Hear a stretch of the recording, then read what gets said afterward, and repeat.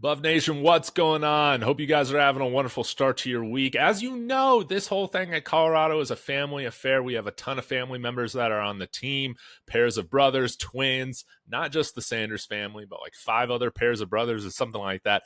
And now we have the cousin of Colton and Brandon Hood also coming to the Buffaloes, linebacker slash running back, I guess, in Trent Hood. And this is an interesting player. I believe he's coming on as a preferred walk-on. It could be different. I just haven't seen his name populate on like the 24/7 list for Colorado. That's usually just scholarship guys. I haven't seen his name populate on the scholarship chart yet on Buff Zone. So right now, I kind of see this as a preferred walk-on that we're bringing on. But again, we still have 6 scholarship spots left. This could change, but we're getting an interesting player. I think another guy along the lines of Gage Goldberg from the linebacker position. I'll pull up his tape here in just a minute. Y'all be sure to let me know your thoughts in the comments on Trent Hood's commitment here, as well as like and subscribe. We're on our way to 10,000 subs. Very productive player at the middle linebacker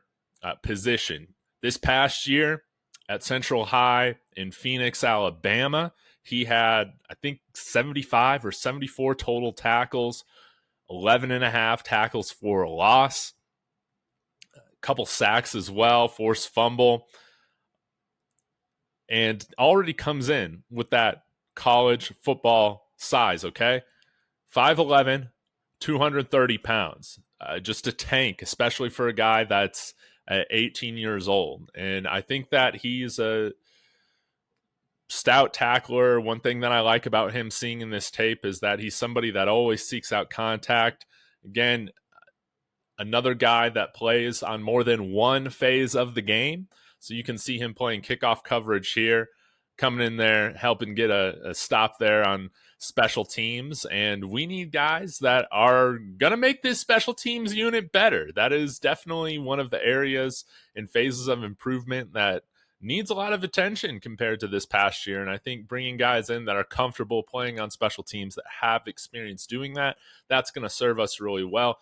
And somebody who I feel like from the highlight tape, again, these are just highlights, but you can see that he reads these holes very well. And maybe from his limited time playing running back, I believe he's just played a little bit in high school. That probably helps his vision and anticipation from the linebacker perspective.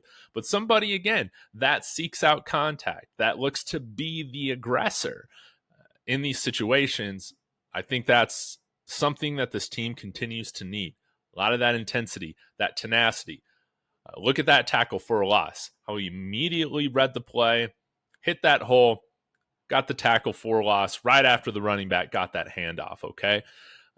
Again, his tape kind of reminds me in some ways of Gage Goldberg, another guy who's coming on here or on this team this summer as a preferred walk-on that was very productive during his time in Bernie, in Texas, playing Texas high school football.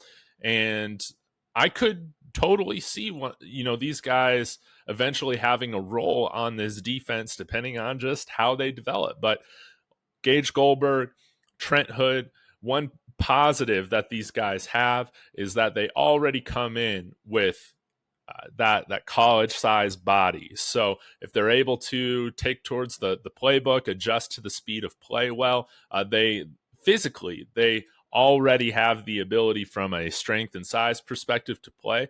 Now, one question that I do have on both of these gentlemen, Trent Hood as well as Gage Goldberg, is just their lateral speed, their ability to go east to west. I don't really see throughout this tape, it's we haven't seen him cover much.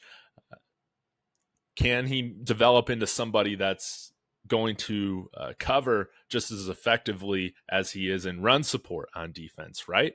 We'll just have to see. Now, another interesting thing to bring up, and I'll throw a screenshot on here, is that in his commitment announcement, it wasn't him playing the linebacker position, okay? It was him carrying the ball. And it was said that he's a linebacker / running back. Very interesting, because with Rashad Amos going to his 30th school of his college career.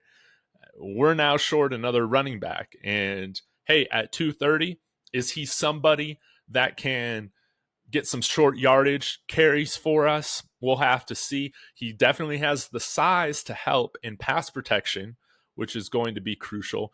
But can we depend on him to do that at all? I mean, we'll see if he's even playing running back this year, okay?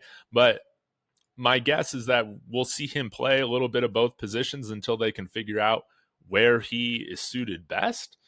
Again, very interesting that they had the ball in his hands in that commitment photo, but his highlight tapes here on Huddle for this past year, I mean, it's straight up middle linebacker play. And you guys know that we need more guys in the pipeline at that position, especially since we keep moving guys out of there to other positions, right?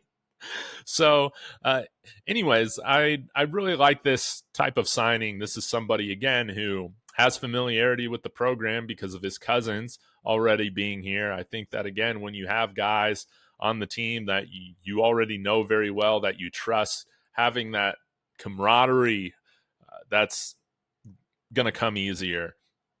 Being a little bit more bought into everything, I think, is going to help from a team perspective as well. When you have family members on the team, I think that he's going to be in an environment where he can really learn and grow, and hopefully this is the right environment for him to come in here and succeed and exceed people's expectations, and what expectations are of whether he's a preferred walk-on or one of these last scholarship guys, what the normal expectation is for them, which usually isn't much.